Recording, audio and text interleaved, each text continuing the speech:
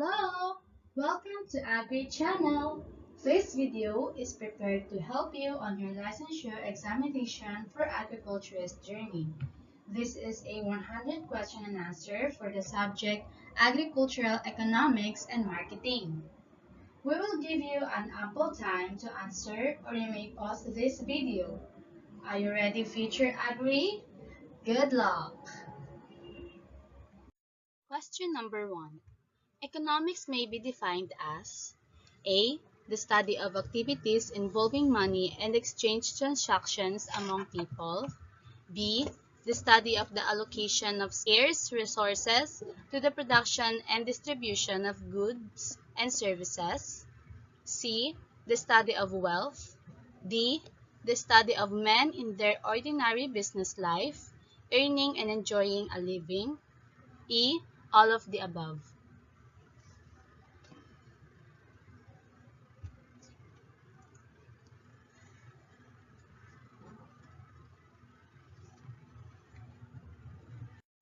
The answer is all of the above. Number 2. The law of demand asserts that A. There is someone, somewhere who has a use of anything. B. People will spend a constant peso amount for a good that is in demand. C. If people want something, they can always get it. D. The quantity of a good people will want to buy and the price they must pay for it are inversely related. E. All of the above.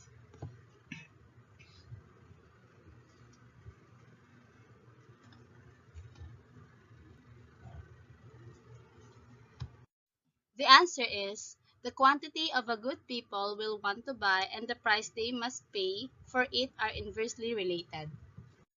Number 3. The word demand is used in economic theory to refers to A. The amounts people are willing to buy at various prices. B. Those wants or needs that are urgent or pressing. C.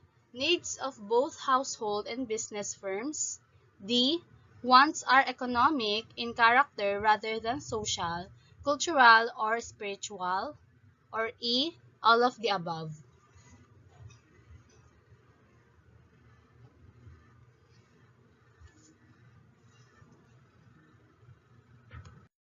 The answer is the amounts people are willing to buy at various prices. Number 4. Given two goods, X and Y, being on the production possibility frontier curve means that A. It is impossible to produce any more X. B. It is impossible to produce any more Y. C. More X can be produced only by doing without some Y. D. Population is in equilibrium. E. If society becomes more productive in producing Y, then we have more Y but no more X.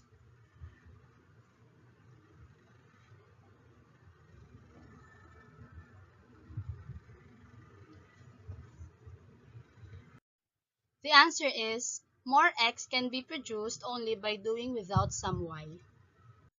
Number 5. The PPF of a country can be said to shift outward as a result of the following. Which, if any, is the wrong explanation? A. Expenditures on new plants and equipment are constantly being made. B. The population increases. C. Better methods of production are developed. D. New oil fields are made. E. All of the above are valid explanation.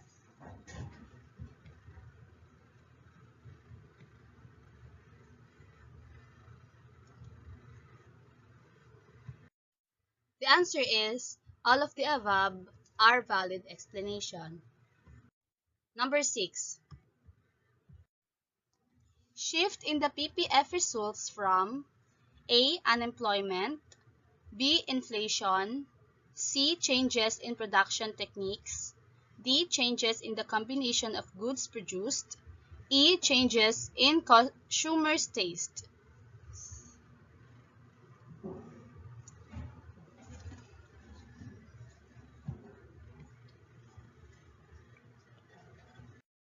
The answer is changes in production techniques. Number 7. A storage of OPEC oil raises by virtue of A. The law of diminishing marginal utility. B. The law of elastic demand. C. Downward sloping demand curve. D. All of the above. E. None of the above.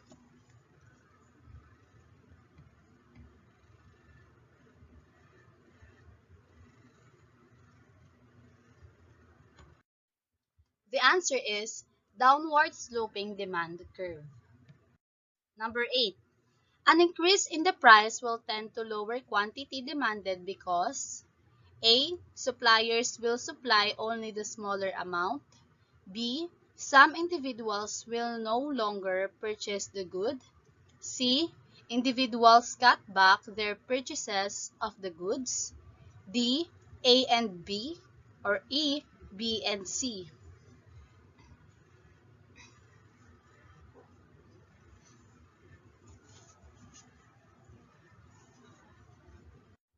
The answer is B and C. Number 9. If E was the old equilibrium in the market for pork and E the new one, describe what most likely caused the change. A. Consumer income rose causing a supply shift. B. Bad weather caused a supply shift. C. Consumer income rose causing a demand shift. D. Supply and demand both shifted. Or E. None of the above are plausible descriptions.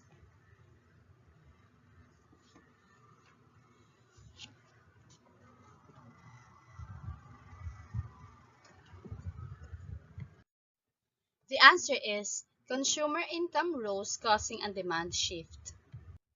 Number 10. When we say that a price in a competitive market is too high for equilibrium, we meant that given an upward sloping supply curve, A. No producer can cover his costs of production at that price. B. Quantity supply exceeds quantity demanded at that price. C. Producers are leaving the industry. D. Consumers are willing to buy all the units produced at that price. Or E. Quantity demanded exceeds quantity supplied at that price.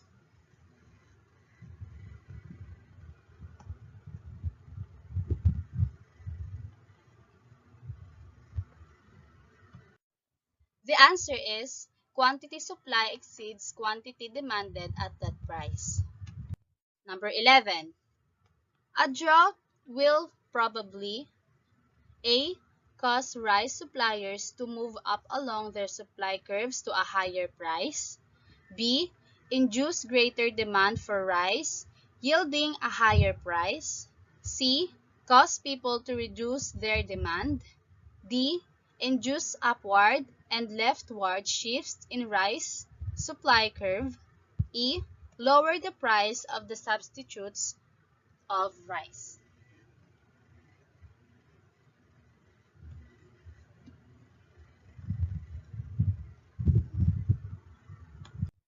The answer is induce upward and leftward shift in rice supply curve.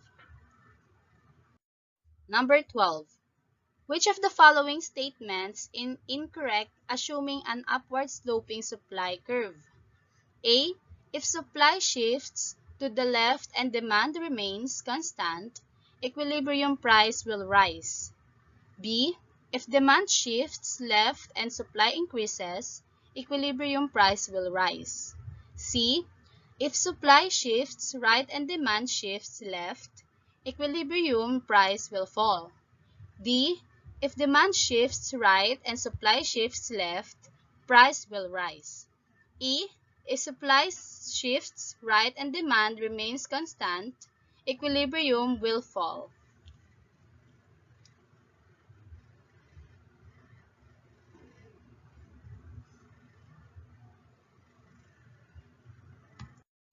The answer is if demand shifts left and supply increases, equilibrium price will rise. Number 13. If the demand schedule is P equals 10 minus 4Q and the supply schedule P equals 14 plus 2Q, the equilibrium price and quantity demanded are A. P equals 60, Q equals 10, B. P equals 10, Q equals 6, C. P equals 40, Q equals 6, D. P equals 20, Q equals 20, or E. None of the above.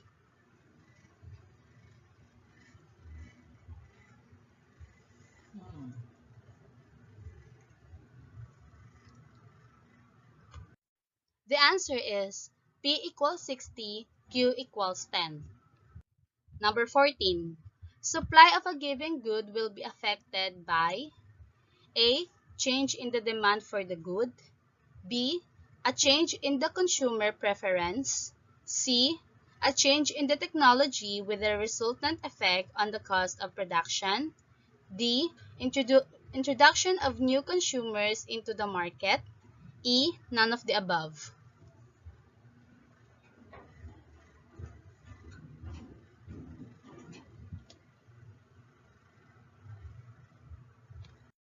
The answer is a change in the technology with a resultant effect on the cost of production. Number 15. An increase in supply will lower price unless A. Demand is perfectly inelastic, B. Demand is perfectly elastic, C. It is followed by an increase in quantity demanded, D. It is followed by decrease in demand, E. Both demand and supply are highly elastic.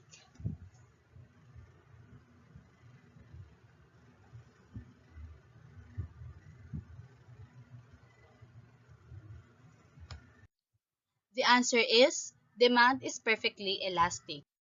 Number 16. Whenever total revenue remains the same after a change in price, the elasticity of demand is A. Greater than 1, B. Less than 1, C. Equal to 0, D. Equal to 1, or E. Equal to infinity.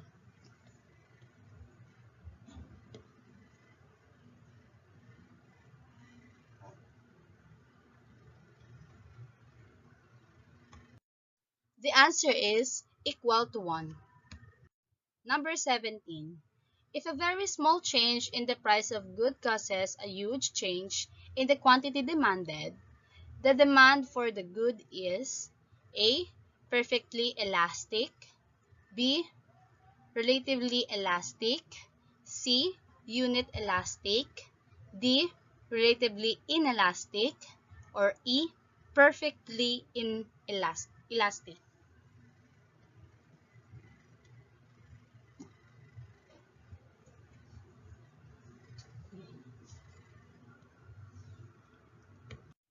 The answer is relatively elastic. Number 18. At any equilibrium demand, choices for Q1 and Q2 satisfy A. MU1 equals MU2, B. MU1 or Q1 equals MU2 slash Q2, B. MU1 slash P1 equals MU2 slash P2, D. P1 equals P2, or E. None of the above.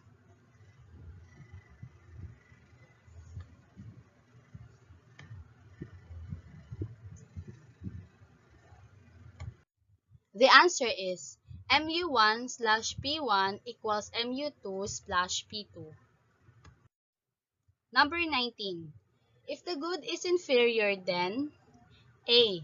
As its price rises, less of it will be bought. B. As its price falls, more of it will be purchased. C. As the consumer's income increases, less of the good will be purchased. D. As the consumer's income decreases, less of the commodity will be purchased. E. If the price or income changes, no change will be induced in its consumption.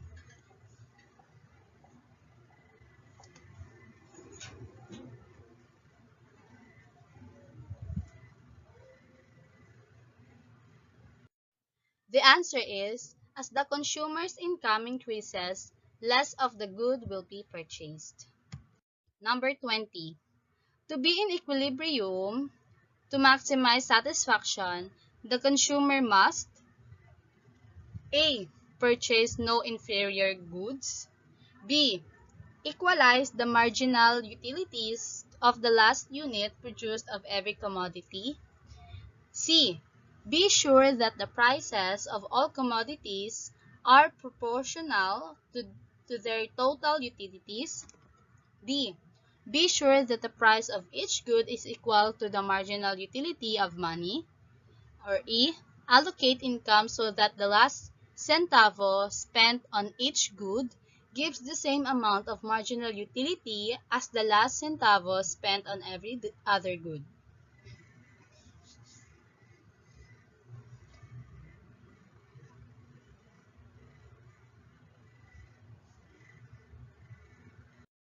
The answer is, allocate income so that the last centavo spent on each good gives the same amount of marginal utility as the last centavo spent on every other good.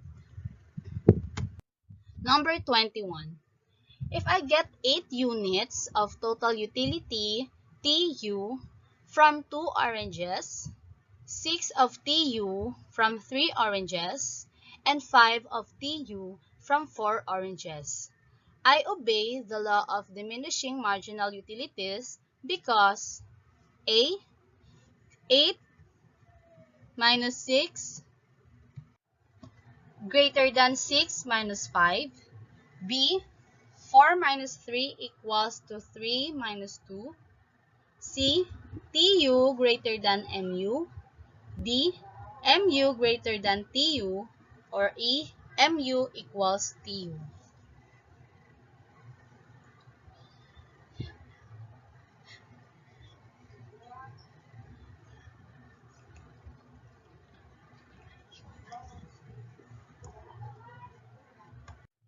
The answer is 8 minus 6 greater than 6 minus 5.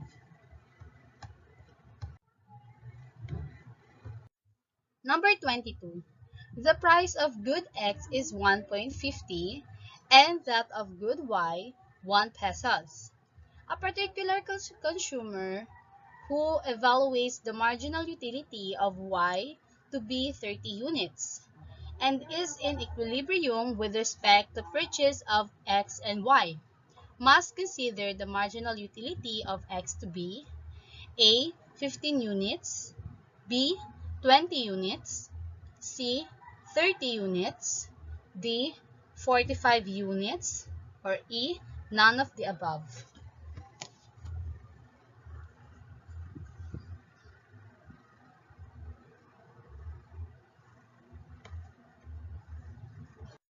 The answer is 45 units. Number 23. If the prices of goods A, B, and C are equal, which of the following should a consumer do to maximize his utility? A. Divide his budget equally among these commodities. B. Regard these commodities as providing equal satisfaction value. C. Buy quantities of each which make total utilities equal. D. Buy these commodities in quantities needed to make their marginal utilities equal. E. None of the above.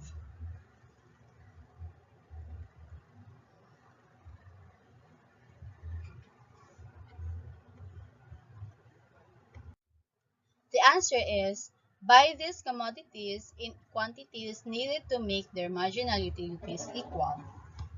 Number 24. What will happen to the supply and demand curves for the price if the government imposed the ceiling price for milled rice price? A. Supply shifts to the left. B. Supply shifts to the right. C. Demand shift to the left. D. Both supply and demand shifts to the left. E. None of the above.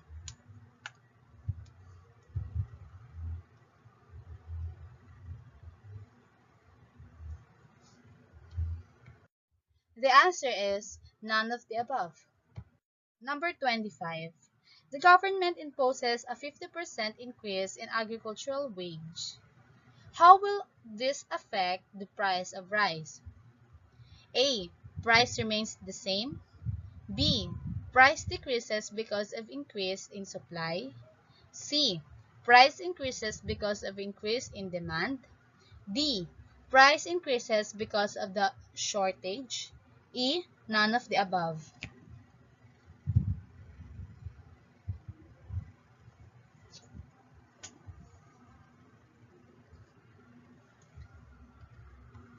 The answer is price increases because of a storage. Number 26. Costs in the long run period are not A. Avoidable, B. Opportunity costs, C. Variable, D. A function of output, E. Fixed.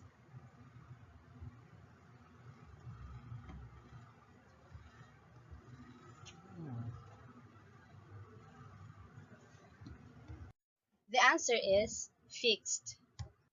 Number 27.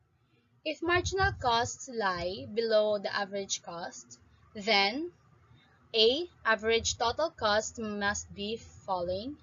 B. Marginal cost must be falling. C. Average fixed cost must be falling. D. Average total cost must be rising. E. Marginal cost must be rising.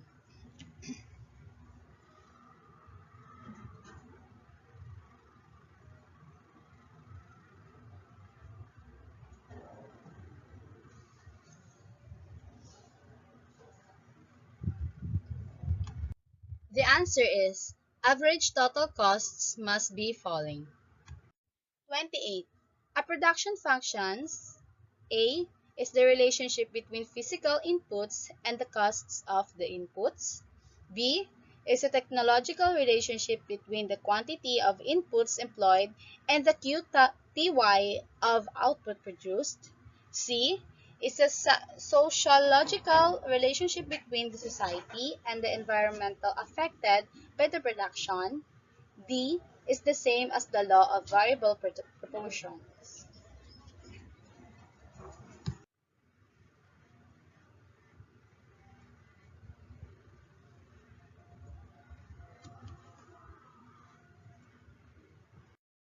The answer is a technological relationship between the quantity of inputs employed and the QTY of output and produced. Number 29. According to the law of diminishing marginal returns, as more units of variable factor are applied to a fixed mix of other factors, A. At some point output will decrease. B. At some point total cost will decline. C. Beyond some point marginal revenue will decrease. D. At some point the additions to total output will begin to decline. E. At some point marginal physical product will increase.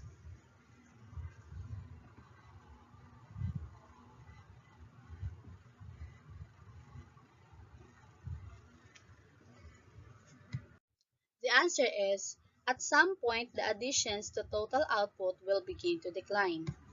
Number 30. Which curve passes through the minimum point of the average total cost curve? A. The total fixed cost curve. B. The long run average total cost curve. C. The demand curves. D. The marginal cost curves. E. The average variable cost.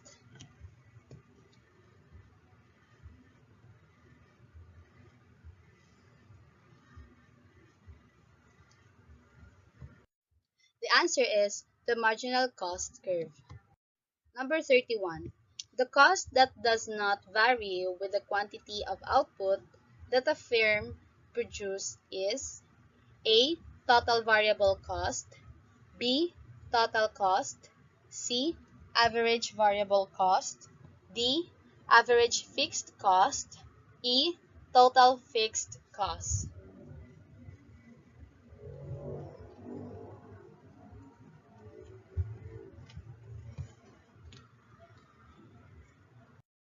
The answer is total fixed cost. Number 32. If marginal physical product is 8 units and the average physical products is 4 units, A. Average physical product will increase by 4 units. B. Marginal physical product will decrease by 4 units. C.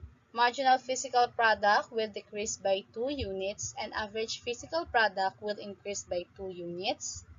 D. Marginal physical product will decrease. Or E. Average physical product will increase.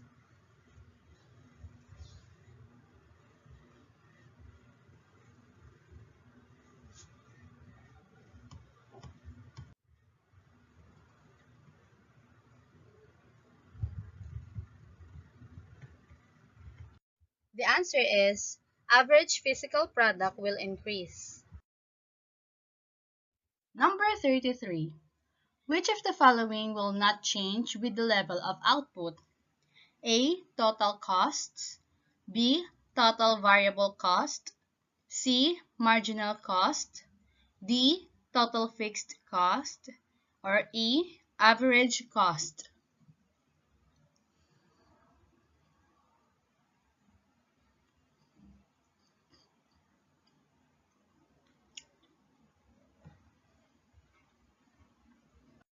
The answer is total fixed cost.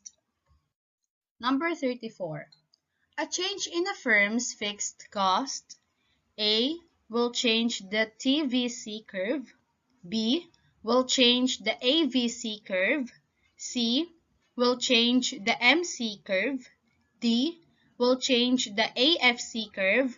Or E. Will change the MC curve but not the AVC curve.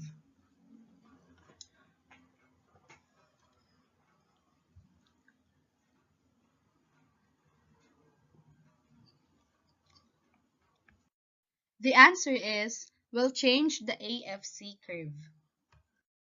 Number 35. In the long run, A.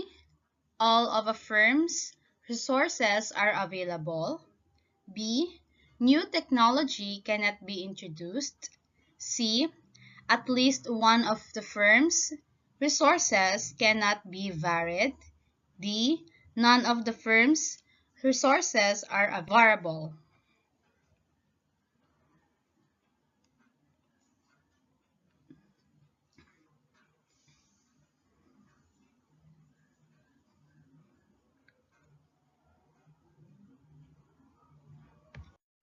The answer is will change the AFC curve. Number 36. Which of the following is not held constant when constructing a demand curve for good X? A. Consumer income. B. Consumer taste. C. Price of good X. D. Price of other good. Or E. Consumer expectation.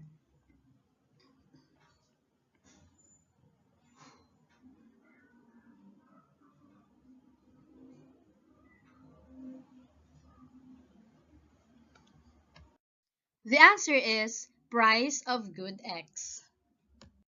Number 37. Which of the following may cause a change in demand for a product? A. A change in the profitability of producing another product. B. A decrease in the cost of producing the product. C. A change in the consumer incomes. D. A change in the price of the product. Or E. A change in the plans of the producers.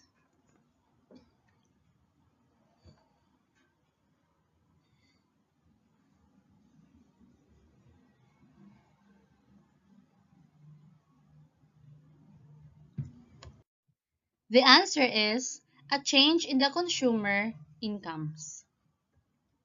Number 38. When economists say that supply of a product has decreased, they meant that A. A smaller quantity will be produced at any price. B. The price is too high for equilibrium. C. A greater quantity will be produced at any price. D. the price is too low for equilibrium, or E, demand was too high for producers to make profit.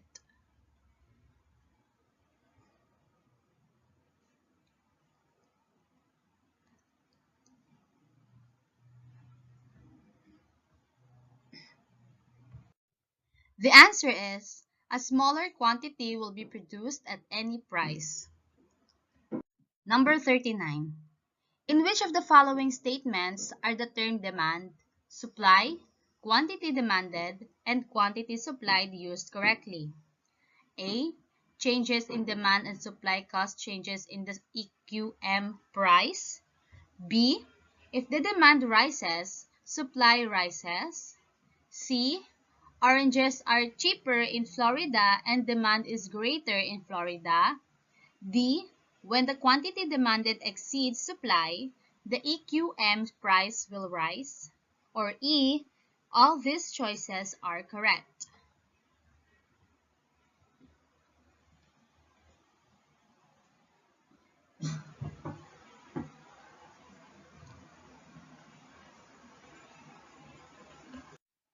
The answer is changes in demand and supply cause changes in the EQM price. Number 40. If demand decreases but supply increases, we can say that A. We require more information to determine the movement in price and QTY. B. Equilibrium price will decreases but EQM quantity is indeterminate. C. EQM price will rise but EQM quantity is indeterminate. D. EQM quantity will rise but EQM price is indeterminate.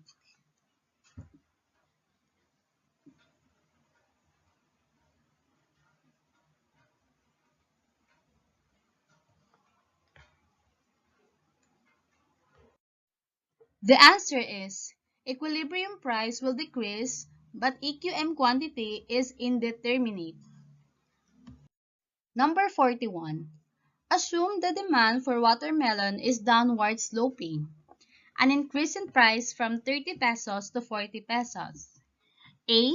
Could have been caused by an increase in supply. B. Will cause larger quantity of watermelon to be demanded. C. Will cause the demand to decrease. Or D.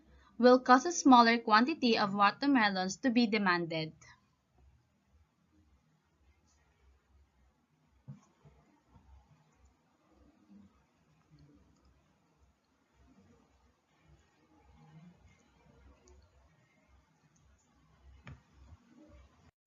The answer is will cause a smaller quantity of watermelons to be demanded. Number 42. If a natural disaster destroys the Davao fruit crop, then A. The supply of fruit will remain unchanged but the demand will decrease. B. The price of fruit will drop because people will consume less. C. The supply of fruit will decrease, causing the equilibrium price to increase and the equilibrium quantity to decrease. Or D. The supply of fruit will decrease, causing the equilibrium price to decrease and the equilibrium quantity to increase.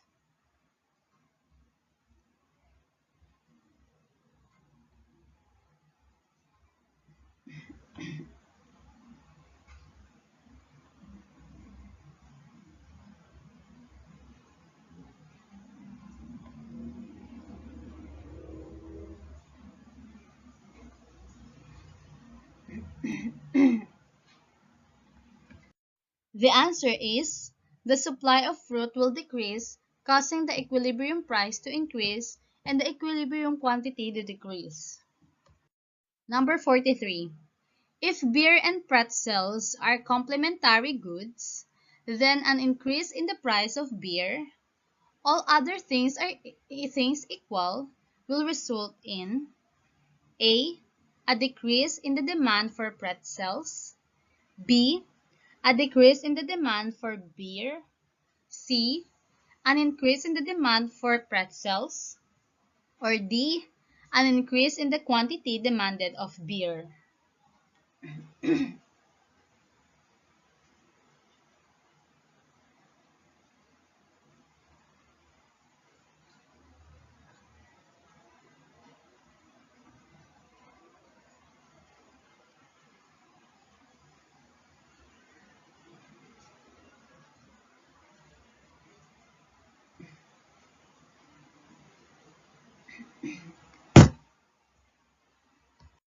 The answer is a decrease in the demand for pretzels. Number 44. Which of the following will not cause the demand for ice cream to change? A. A change in population size. B. A change in the price of ice cream. C. A change in consumers' preference. Or D. A change in consumers' income.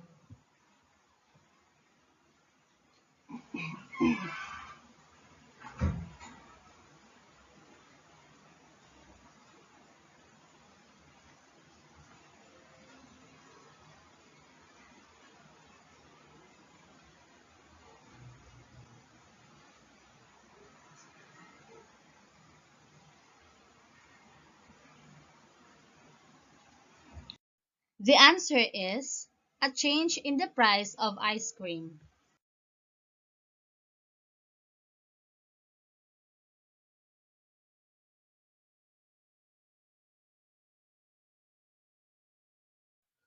The answer is the supply of corn to decrease. Number 46. From the point of equilibrium, which of the following would most likely result in a surplus? A. If demand shifted to the right.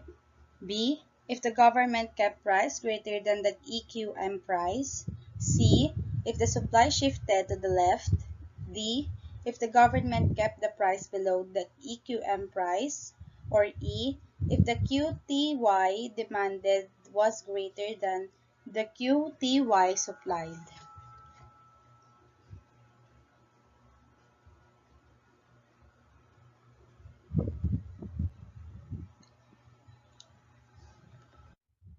The answer is if the government kept price greater than the EQM price. Number 47. A change in supply will not cause by A. Changes in the profitability of producing other products. B. An improvement in technology. C. A change in the price of units. D. A change in the number of producers. Or E. An increase in the number of consumers.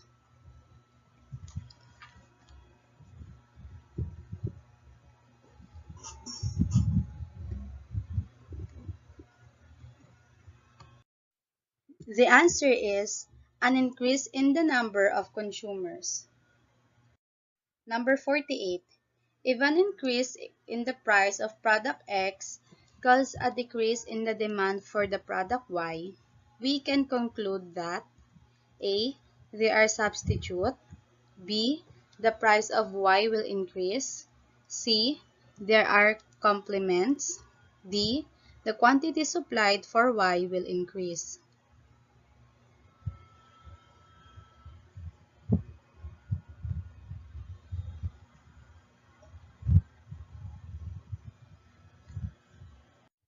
The answer is they are complements.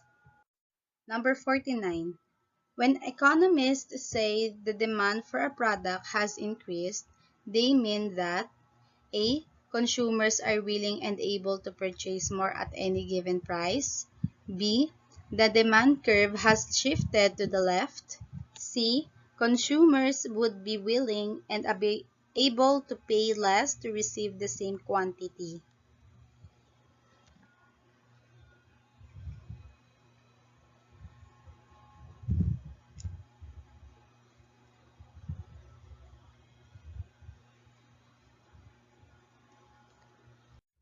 The answer is consumers are willing and able to purchase more at any given price.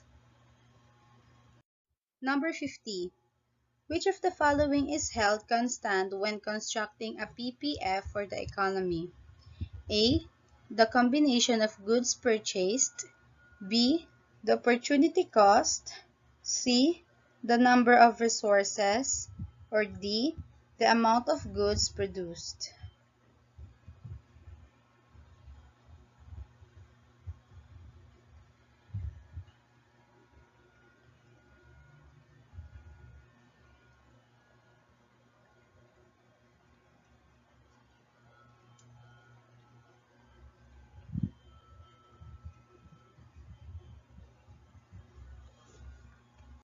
The answer is the number of resources.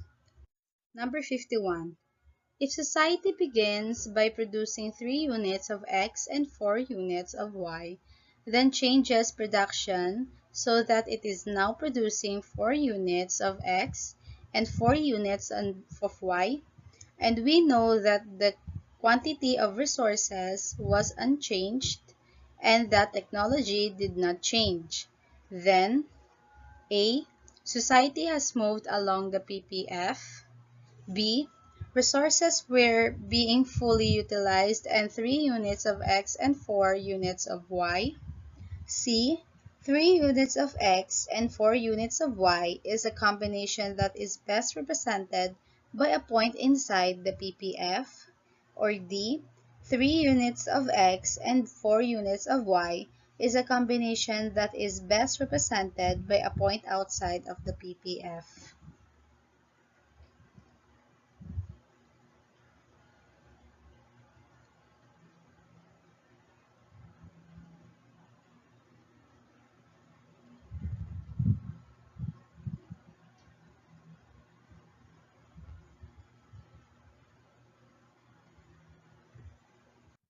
The answer is 3 units of X and 4 units of Y is a combination that is best represented by a point inside the PPF.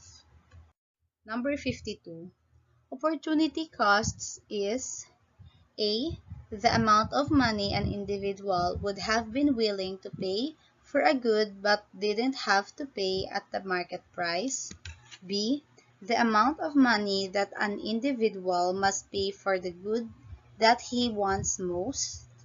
C. The value of the best foregone alternative that must be sacrificed when an individual makes a choice of goods. D.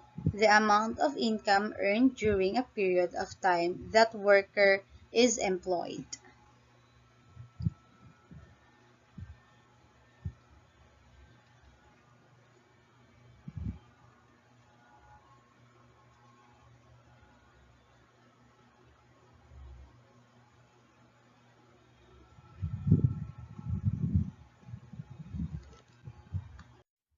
The answer is the value of the best foregone alternative that must be sacrificed when an individual makes a choice of goods.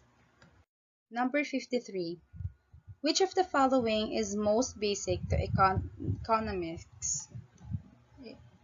A. Profits. B. Scarcity. C. Supply and demand. Or D. Business and government activities.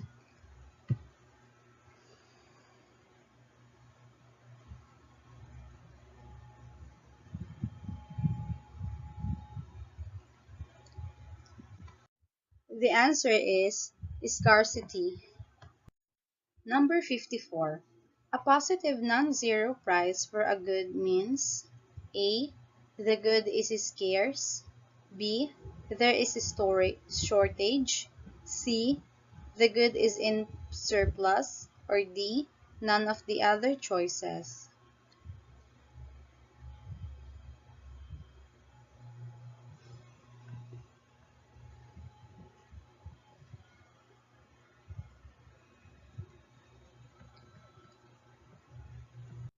The answer is the good is scarce. Number 55. The demand for goods like table salt and toothpicks tend to be A. Elastic. B. Perfectly elastic. C. Unitary elastic. Or D. Inelastic.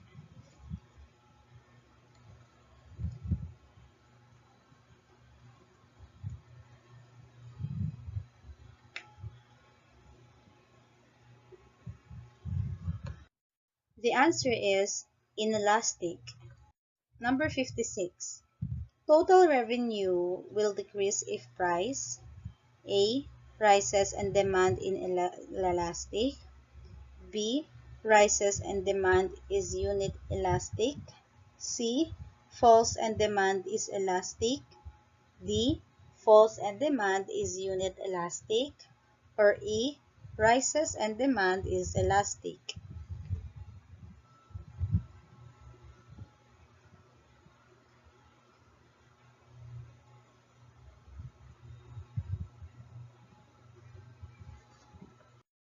The answer is rises and demand is elastic.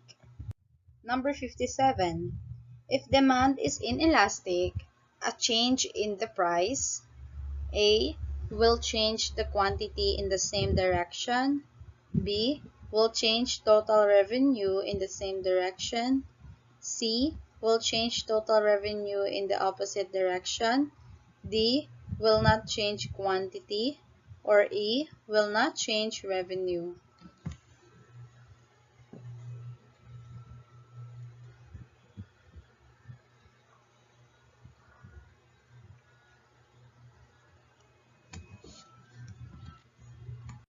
The answer is will change total revenue in the same direction. Number 58. When the price of a good falls from 10 pesos to 5 pesos, quantity demanded increases from 50 to 100 units per month. The elasticity is A. 0.5, B. 2.0, C. 1.0, or D. 10.0.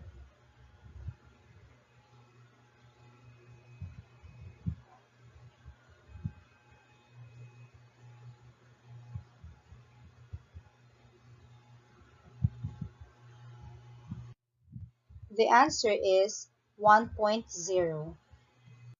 Number 59. A negatively sloping straight line demand curve A is inelastic, B is elastic, C is unit elastic, D is perfectly inelastic, or E has a different price elasticity of demand at every point along it.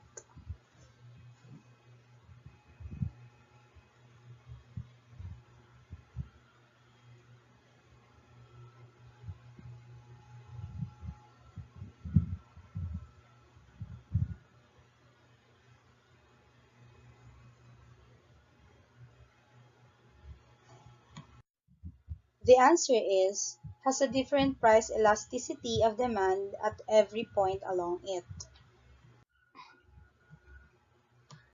Number 60. Price elasticity of demand is more likely to be greater than 1 if a consumers have long time to adjust to a price change. B. The product is a necessity. C. Demand is inelastic. D. There are few close substitutes for the product. Or E. Total revenue declines in response to a price reduction.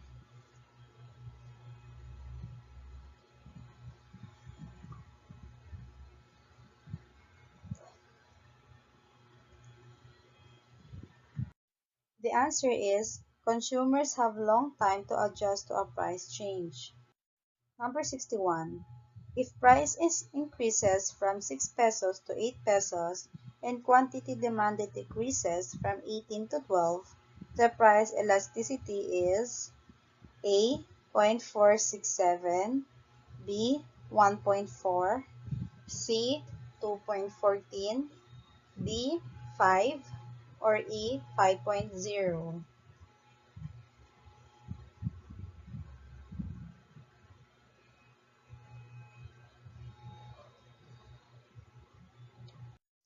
The answer is 1.4. Number 62.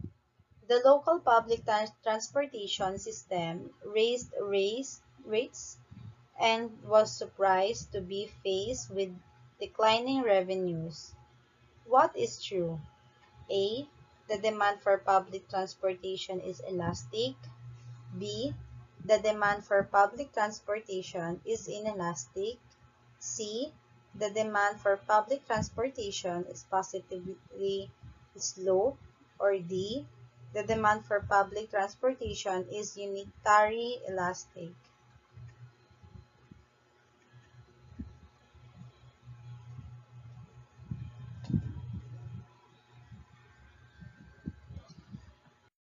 The answer is the demand for public transportation is elastic. Number 63. When the price is PHP4, this market has A. A shortage of 45 units, B. A shortage of 30 units, C. A surplus of 30 units, D. A surplus of 25 units, or E. None of the above.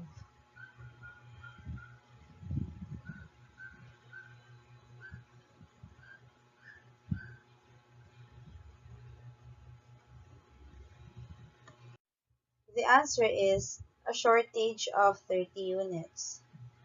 Number 64. There is a surplus of 30 units when the price equals A. 5, B. 6, C. 7, or D. 8.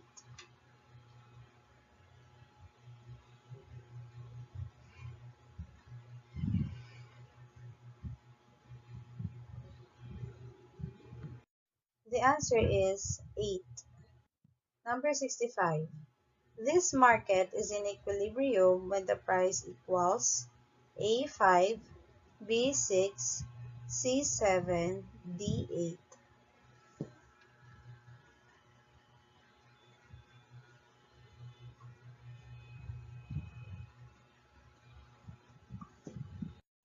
The answer is 6. Number 66. When the price of gasoline rises 10%, the quantity of gasoline purchased falls by 8%. The demand for gasoline is A. Perfectly elastic, B. Unit elastic, C. Elastic, or D. Inelastic.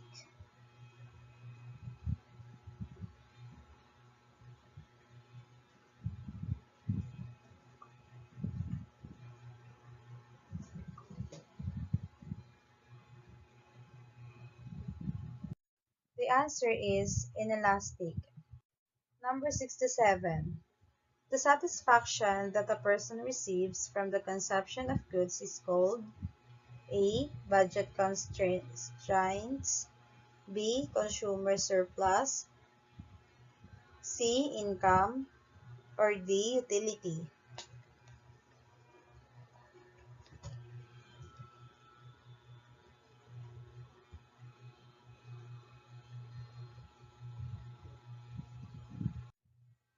The answer is utility.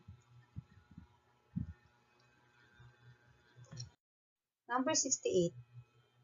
Economic analysis that explains what happened in the economy and why, without marketing policy recommendation, is called A. Normative analysis, B. Positive analysis, C. Market analysis, or D. Subjective analysis.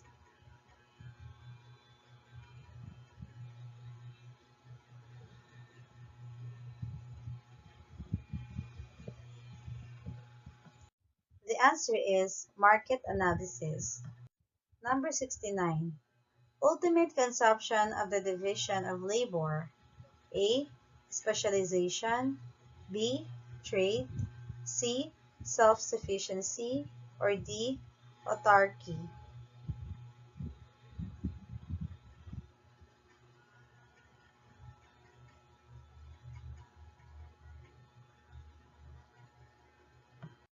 The answer is trade.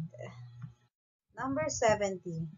It says that a country tends to produce for exports those products which it can produce most cheaply and to import those products which other countries can produce most cheaply. A. Comparative advantage, B. Specialization, C. Trade, or D. Barter.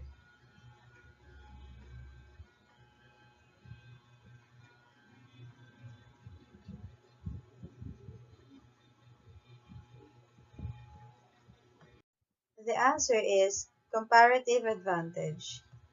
Number 71. This represents the value of domestic resources spent in savings of, or earnings a unit of foreign exchange as a proportion of its actual exchange rate. A. Domestic resource costs. B. Private resource cost. C. Private profitability. Or D. Social profitability.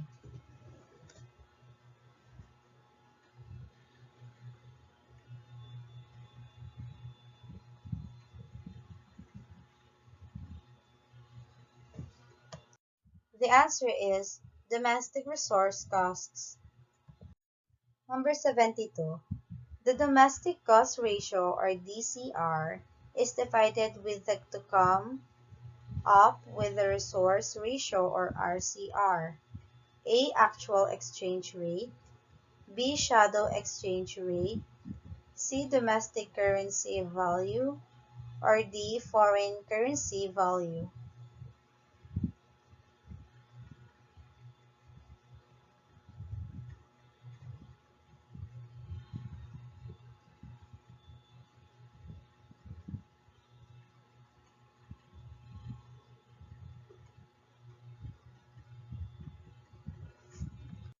The answer is shadow exchange rate. Number 73. If the RCR coefficient is less than 1, then the economic activity has A.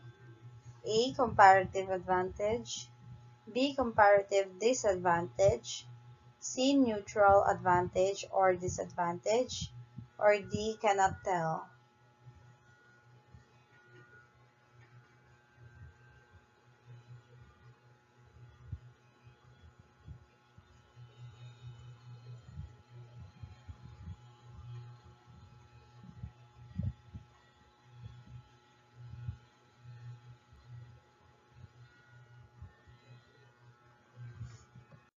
The answer is comparative advantage.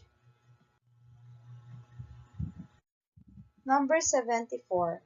This means that if the crop is being currently imported, like yellow corn, then A. The country can earn foreign exchange if it will be exported abroad.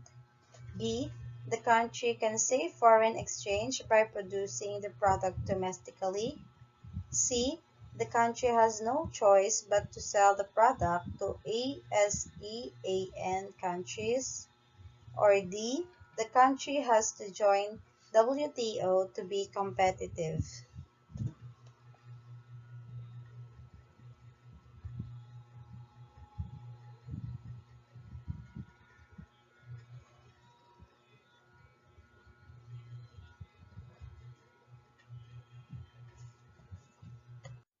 The answer is the country can save foreign exchange by producing the product domestically. Number 75. On the other hand, if the DCR coefficient is greater than 1, it is better for the country to A. Export yellow corn, B. Import yellow corn, C. Import other feeds, or D. Increase tariff on corn.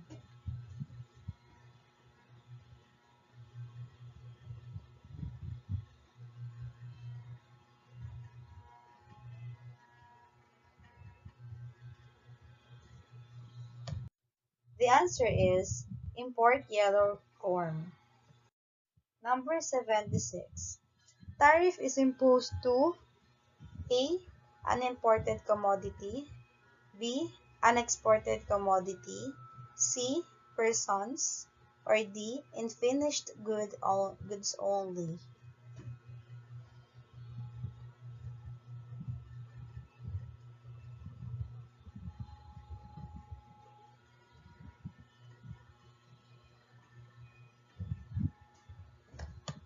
The answer is an imported commodity. Number 77. Shows the difference in the final price of the finished good before and after imposition. A. Nominal protection. B. Effective protection rate. C. implicit tariff, or D, none of the above?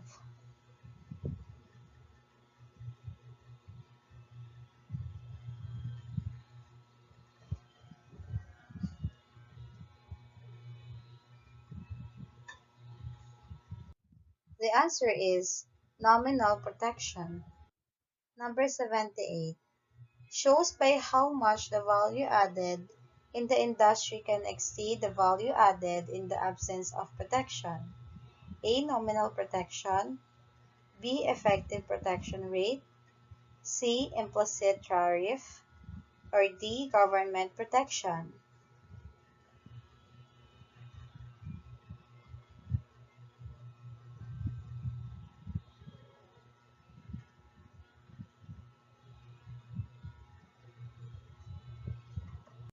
The answer is effective protection rate.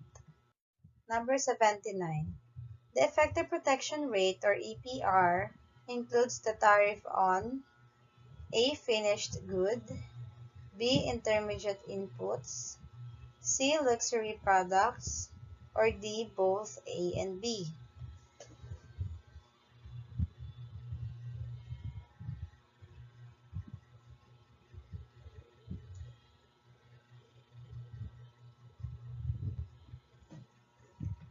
The answer is both A and B. Number 80. Measures the rate by which domestic price of an input or output phase by producers deviates from the world or border price. A. Nominal protection. B. Effective protection rate. C. Implicit tariff. Or D. Government protection.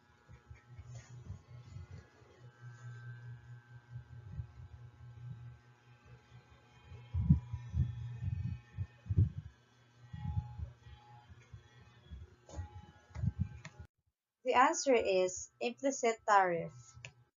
Number 81. The replacement of foreign production with domestic production. A. Import substitution. B. Transfer effect. C. Protective effect. Or D. Revenue effect.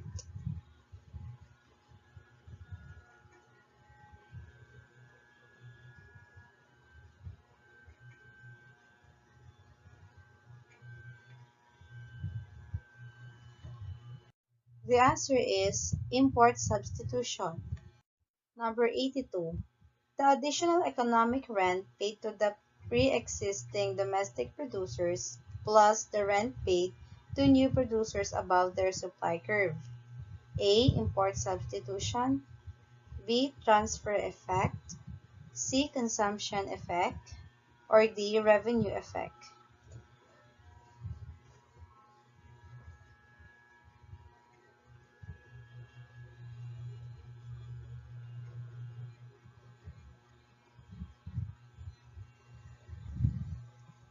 The answer is revenue effect.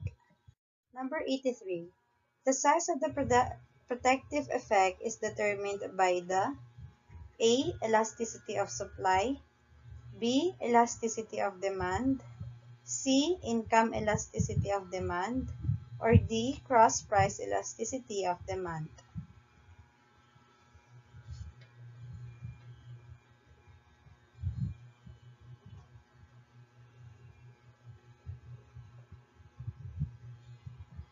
The answer is elasticity of supply. Number 84. A tariff designed for protection must provide rates of duties high enough to achieve this objective. A. The encouragement of additional domestic production which could not take place because of prevailing cost disadvantages. B.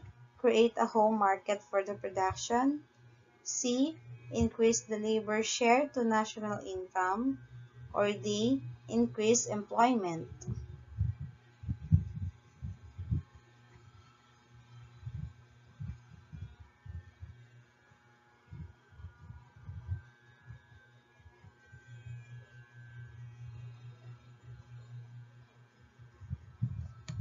The answer is the encouragement of additional domestic production which could not take place because of prevailing cost disadvantage.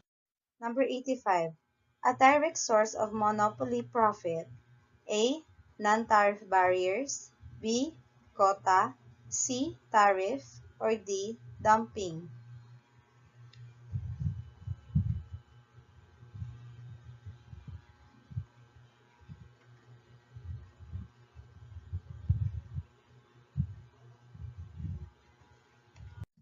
The answer is quota.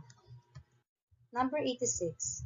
The Philippine tariff structure at the beginning of the 1980s indicated that A. Exports were penalized, both manufacturing and other sectors, ESP agriculture. B. Agriculture received the highest level of protection. C. Export industries enjoyed the protection system. Or D. Backward integration of the industrial structure was encouraged.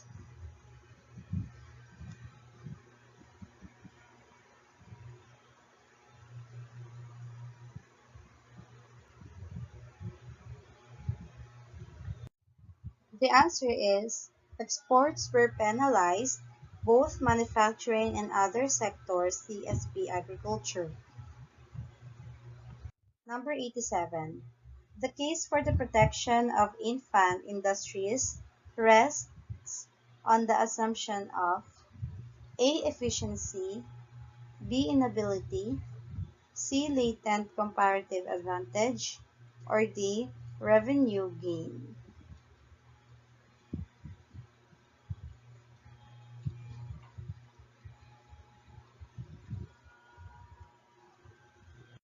The answer is latent comparative advantage.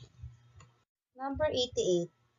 Consists of a group of countries that have abolished all tariff among themselves but maintain their individual tariffs vis the outside world. A. Free trade area. B. Customs union. C. Common market. Or D. Economic union.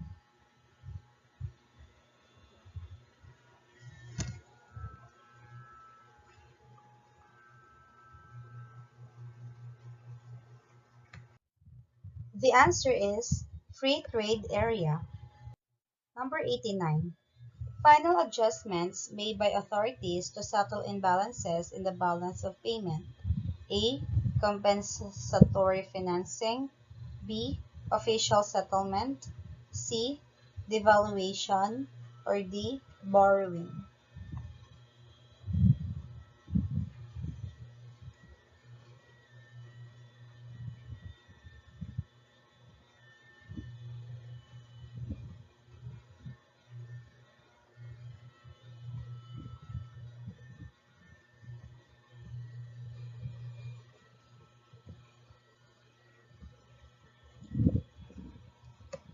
The answer is official settlement.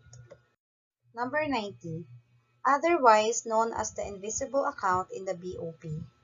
A. Merchandise trade. B. Non-merchandise trade. C. Capital account. Or D. Official settlement.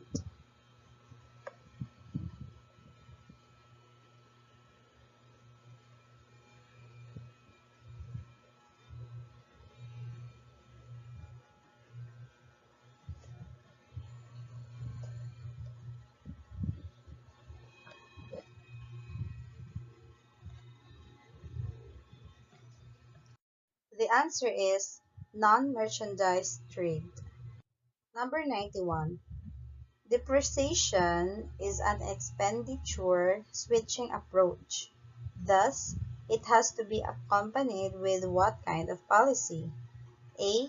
Expenditure reducing. B. Expenditure enhancing. C. Export promotion. Or D. Nothing will be effective.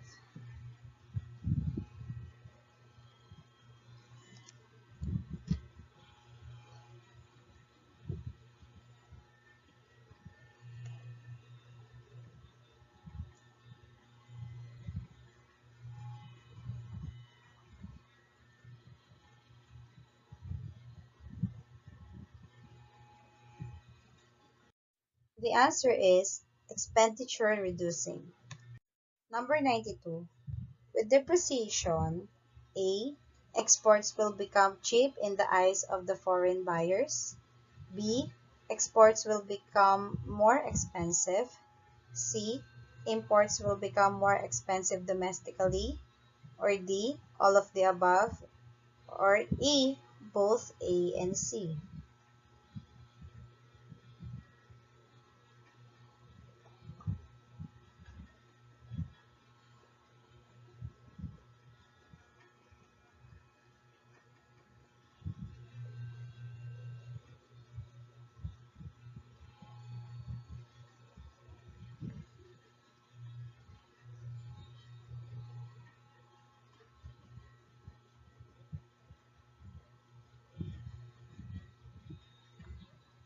The answer is both A and C. Number 93. Intends to encourage farmers to shift from low-value, marginal crops to profitable crops. A. National Land Use Act. B. PD 1144. C. RA 7900. Or D. BH number 01095.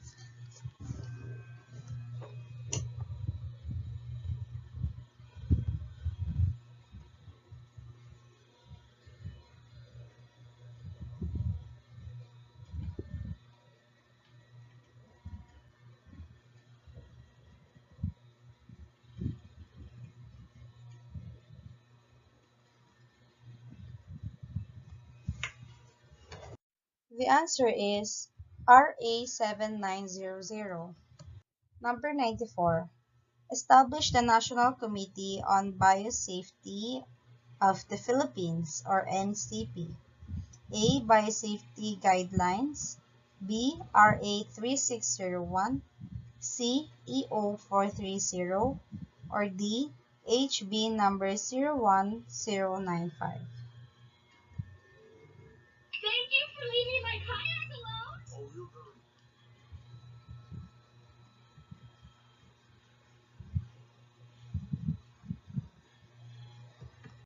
The answer is EO 430.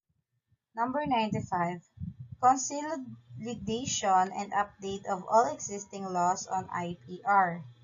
A. HB number 01095. B. EO 568. C. RA 8293. Or D. EO 430.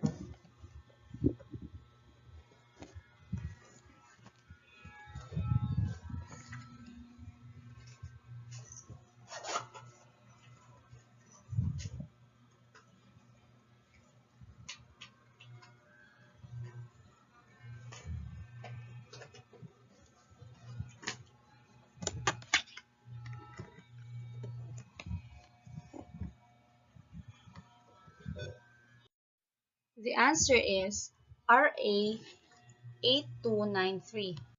Number 96. Created the National Irrigation Administration or NIA. A. EO 430. B. RA 4585. C. RA 3601. Or D. RA 7859.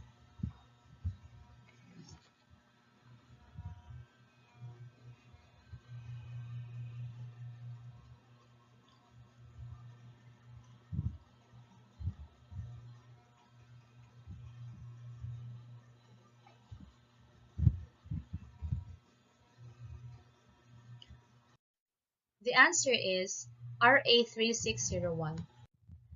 Number 97. Created the Fertilizer Pesticide Authority.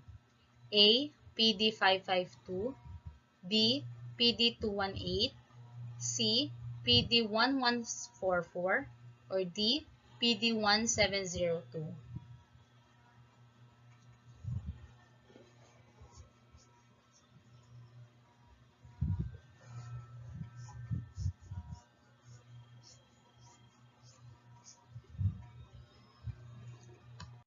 The answer is PD 1144. Number 98.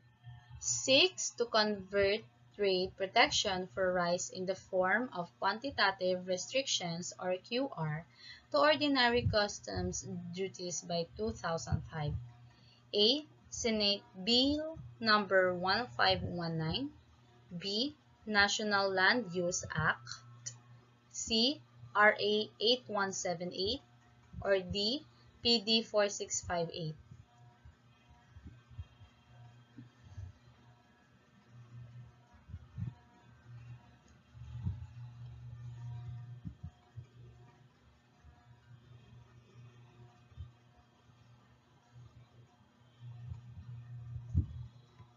The answer is RA 8178.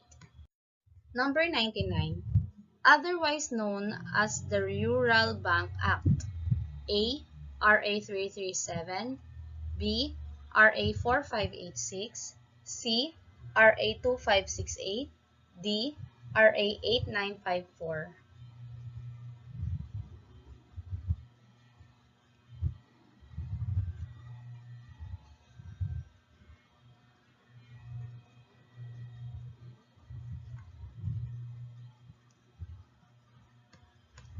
The answer is RA 337. Number 100. Calculation of the future value of a present sum by application of the relevant rate of interest.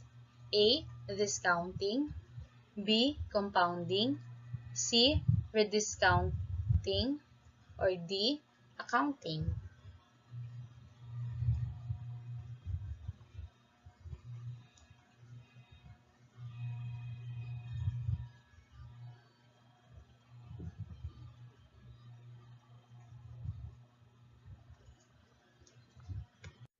The answer is compounding. Good, good job! So, how ready are you now? Thank you for watching. Thank you and good luck.